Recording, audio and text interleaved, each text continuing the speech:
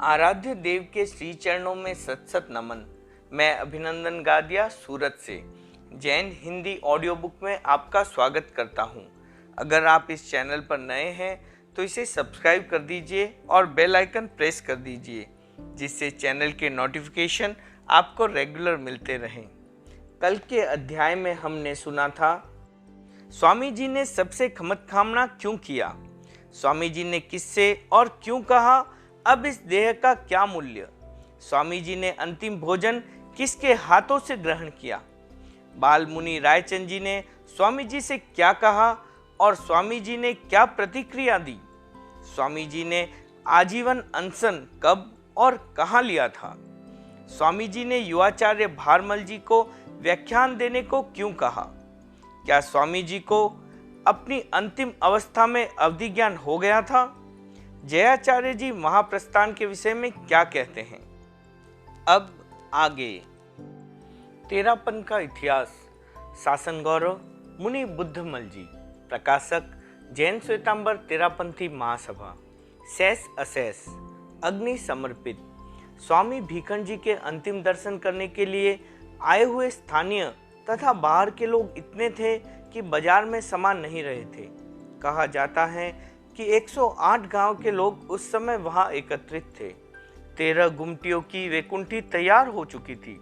देह को अग्नि समर्पित करते समय अन्य जो सामग्री उस समय आवश्यक समझी जाती थी, वह सब पहले से ही एकत्रित कर ली गई थी।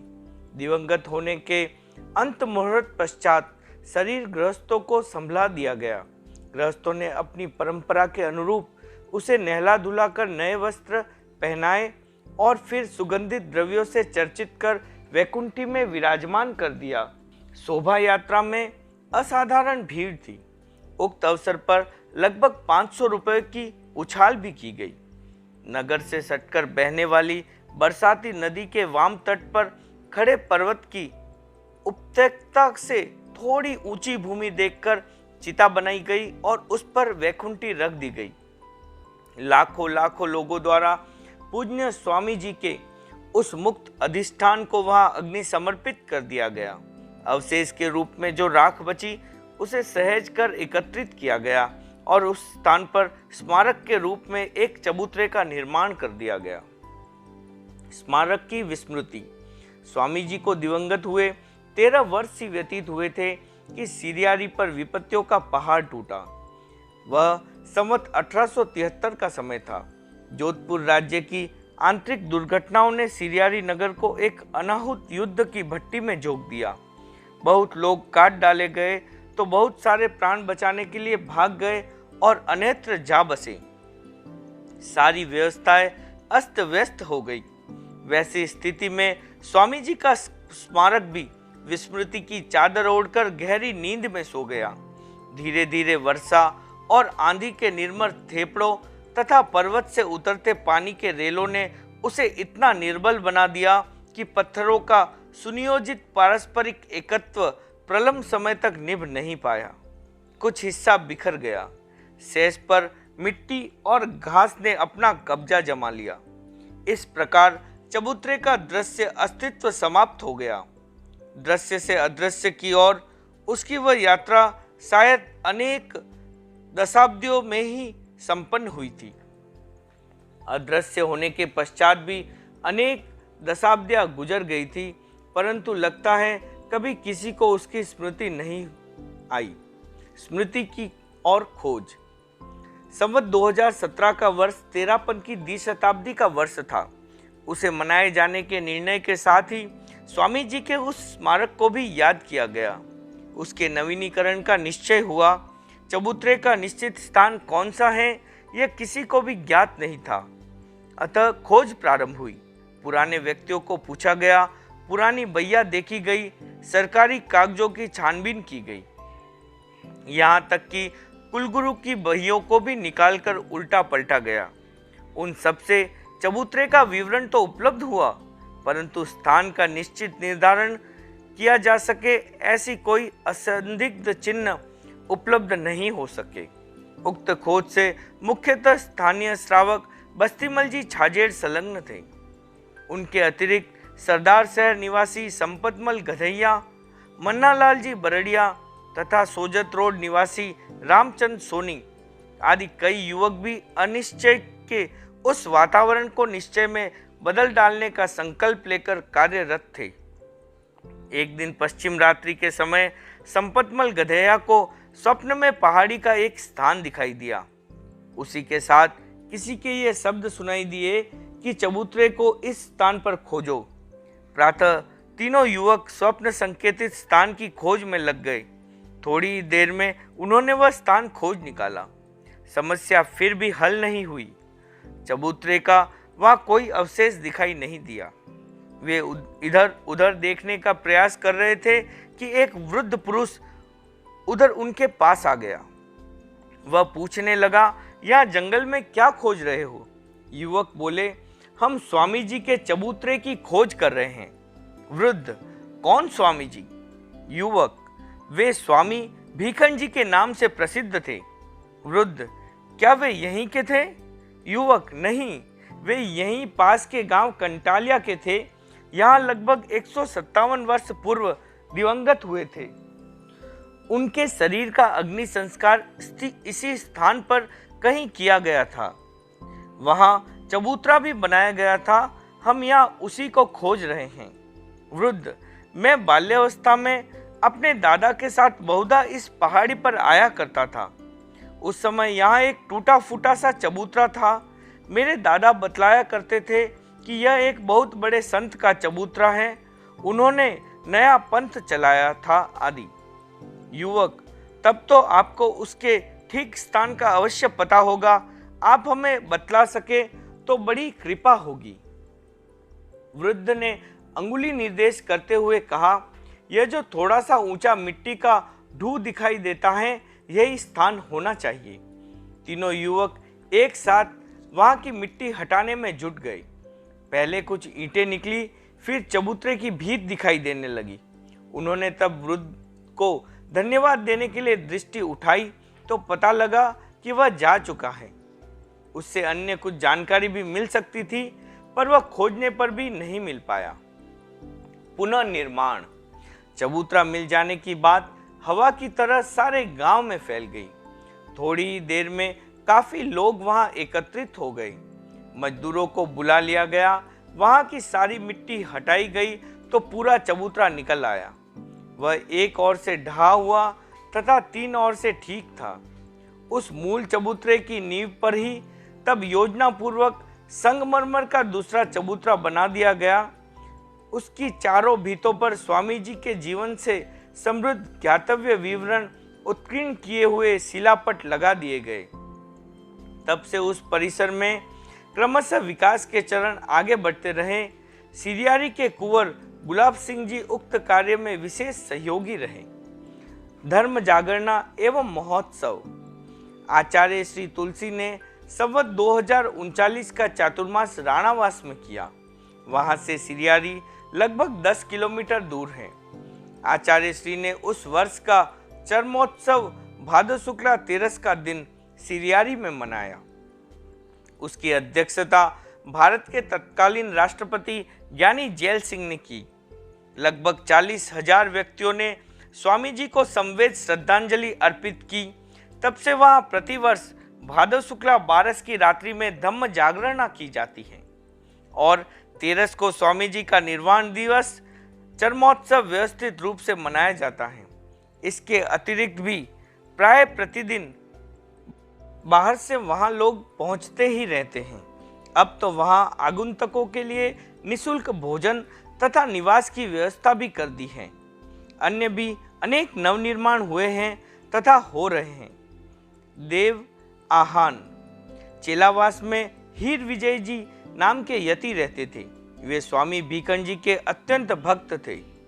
प्रारंभ में वे भयंकर विरोधी रहे थे। निंदा करते, विपरीत बातें फैलाते, कटु भाषा बोलते तथा द्वेष पोषक प्रश्न पूछा करते थे। स्वामी जी सदैव उन्हें सद्भावना पूर्वक शास्त्र न्याय युक्त उत्तर देते रहते थे। फलस्वरूप उनकी द्वेष भावना धीरे धीरे शांत होकर भक्ति भावना में बदल गई। यति जी ने जब स्वामी जी के दिवंगत होने के समाचार सुने तो एकदम भाव विह्वल होकर रोने लगे। लोगों ने रोने का कारण जानना चाहा, पर वे बहुत देर तक उत्तर भी नहीं दे सके। जब वह वेग थोड़ा शांत हुआ, तब उन्होंने बतलाया कि स्वामी भीखन जी के दिवंगत होने का दुख मेरे लिए असह्य हो गया, अतः मैं अपने आप को रोक नहीं सका। मेरे प्रश्नों का उन जैसा न्याय युक्त समाधान दाता अब कोई नहीं रहा। यति हीर विजय जी मंत्र विद्या के अच्छे ज्ञाता थे। उन्होंने अनेक मंत्रों की साधना भी कर रखी थी। उनके मन में एक भावना उत्पन्न हुई कि स्वामी जी कहाँ उत्पन्न हुए हैं, इसकी खोज करनी चाहिए। उसी रात्रि में धूप दीप आदि करके वे एकांत कक्ष में बैठे और मंत्र शक्ति के द्वारा सिद्ध किए हुए देव का आह्वान किया। संयोगवश उनका वह आह्वान सर्वथा निष्फल गया। आज तक कभी ऐसा नहीं हुआ था कि उन्होंने देव का आह्वान किया हो और वह आज्ञाकारी शिष्य की तरह तत्काल उपस्थित न हुआ हो। वे आश्चर्यचकित थे कि उनका आह्वान आज तक सदैव सफल रहता आया था, इस बार निष्फल क्यों हुआ। उन्होंने यही सोचकर स्वयं को आश्वस्त किया कि शायद आह्वान विधि में कोई त्रुटि हुई है। उन्होंने तत्काल विधि युक्त दूसरी बार आह्वान किया, परंतु यह क्या, उस बार भी निष्फलता ही हाथ लगी। 2 बार असफल हो जाने पर उन्होंने कुछ समय के लिए अपना प्रयत्न बंद कर दिया। जिज्ञासा की अपूर्ति और अनुष्ठान की असफलता ने उनको सोने नहीं दिया। कुछ समय पश्चात उन्होंने तीसरी बार फिर आह्वान किया। इस बार देवता तत्काल उपस्थित हो गया। यति जी ने पहले 2 बार आमंत्रित करने की बात बतलाते हुए पूछा, देवानुप्रिय, क्या कारण था कि आप 2 बार आह्वान करने पर भी नहीं आए? देवता ने कहा, मुझे दोनों बार ज्ञात हो गया था, परंतु मैं उस समय सिमंदर स्वामी के दर्शनार्थ महाविदेश क्षेत्र में गया हुआ था। वहां उस समय भरत क्षेत्र के एक बहुत बड़े आचार्य भीखन जी, जो कि ब्रह्म देवलोक के स्वामी हुए थे, दर्शनार्थ आए हुए थे। मैं उस विशिष्ट अवसर को देखने का लोभ संवृत नहीं कर सका। यति जी ने कहा, मैंने भी स्वामी भीखन जी के संबंध में जानने के लिए ही आपको आमंत्रित किया था। देवता ने तब जो वहां देखा था वह पूरा व्यतीत कर सुना दिया। यति जी की एतत् संबंधी अन्य जिज्ञासाओं का भी उसने समन किया और अंतर्धान हो गया। दूसरे दिन प्रातः यति हीर विजय जी ने अपने पास आने जाने वाले अनेक व्यक्तियों को अपने द्वारा किए गए देव आह्वान तथा स्वामी जी के ब्रह्मेंद्र पंचम देवलोक के इंद्र होने की बात बतलाई। फिर तो आगे से आगे फैलती हुई वह बात सर्वसुलभ बन गई। स्वप्न संपर्क। स्वामी भीखन जी दिवंगत होने के पश्चात पंचम देवलोक के इंद्र बने, इस कथन की पुष्टि जयाचार्य भी करते हैं। उन्होंने अनेक बार स्वामी जी से स्वप्न संपर्क किए थे, जो कि उन्हें जागृत स्थिति के समान ही अनुभूत होते रहे थे।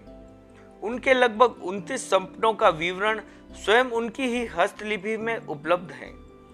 उसके अनुसार जयाचार्य का स्वामी जी से न केवल अनेक बार संपर्क ही हुआ था, अपितु उन्होंने अनेक जिज्ञासाएं भी की थी और स्वामी जी से उनके समाधान प्राप्त किए थे। उक्त लिखित विवरण में उन्होंने स्वामी जी को स्थान स्थान पर ब्रह्मेंद्र बतलाया है। स्वामी जी की स्तुति में रचित अपनी अनेक गीतिकाओं में भी जयाचार्य ने उन्हें ब्रह्मेश तथा ब्रह्म देवलोक को धारण करने वाला कहा है। उक्त कथन शायद पूर्वोक्त स्वप्न संपर्कों के आधार पर ही है। ज्ञातव्य विवरण। महत्वपूर्ण वर्ष। स्वामी जी का जन्म संवत 1783 आषाढ़ शुक्ला त्रयोदशी। स्वामी जी की द्रव्य दीक्षा संवत 1808 मार्गशीर्ष कृष्णा द्वादशी। स्वामी जी को बोधि प्राप्ति संवत 1815। स्वामी जी की भाव दीक्षा संवत 1817 आषाढ़ पूर्णिमा। स्वामी जी का स्वर्गवास संवत 1860 भादो शुक्ला त्रयोदशी। महत्वपूर्ण स्थान। स्वामी जी का जन्म स्थान कंटालिया। स्वामी जी का द्रव्य दीक्षा स्थान बगड़ी। स्वामी जी की बोधि प्राप्ति स्थान राजनगर। स्वामी जी का भाव दीक्षा स्थान केलवा। स्वामी जी का स्वर्गवास स्थान सिरियारी। आयुष्य विवरण। स्वामी जी 25 वर्ष तक गृहस्थ रहे। स्वामी जी 8 वर्ष तक द्रव्य दीक्षा में रहे। स्वामी जी 44 वर्ष तक तेरापन के आचार्य बने रहे। स्वामी जी की कुल आयु 77 वर्ष की थी। शरीर का गठन, स्वामी जी का शरीर दीर्घ, बलवान और श्याम वर्ण था। चाल तेज थी, आंखें विशाल, तेजस्वी और कुछ रक्तिमा लिए हुए थी। मुख मुद्रा सौम्य और सुंदर थी। वाणी में मधुरता और आकर्षण था। शब्द प्रचंड और गंभीर घोष युक्त था। विशिष्ट शारीरिक चिन्ह, स्वामी जी संवत 1848 के फाल्गुन मास में जयपुर पधारे थे। उस समय वहां के अंगल क्षणवेता पंडित देवकी नंदन बोहरा स्वामी जी के शारीरिक शुभ चिन्ह देखकर बहुत प्रभावित हुए। उन्होंने एक पत्र पर उनका विवरण लिखा। कालांतर में उनकी प्रतिलिपि जयपुर निवासी श्रावक मालीराम जी लूनिया ने करवाई।